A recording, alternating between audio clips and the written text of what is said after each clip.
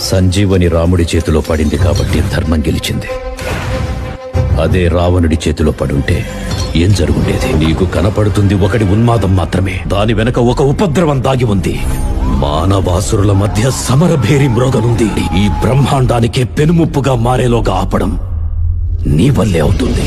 నేనొక్కడినే ఎలా ఆపగలను? ఒక్కడివేనా? అరికాలు విదిలించి మహాసముద్రాన్ని లంఘించినవాడు.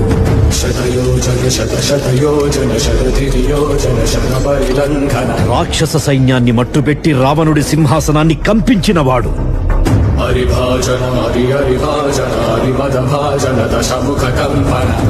చిన్న నిప్పురవ్వతో లంకా నగరాన్ని అగ్నిలో అలికినవాడు.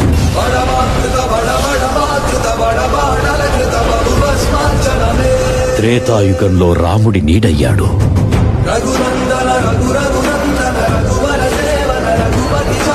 కలియుగంలో ధర్మం కోసం పోరాడే ప్రతి ఒక్కరి వెంట ఉన్నాడు. నీ వెంట ఉన్నాడు. ధర్మ కర్మ నిర్వహణ కోరిన దర్పకూడ దుర్జయ సమమౌనని చాటిన నాటి పురాణ చరకులుగా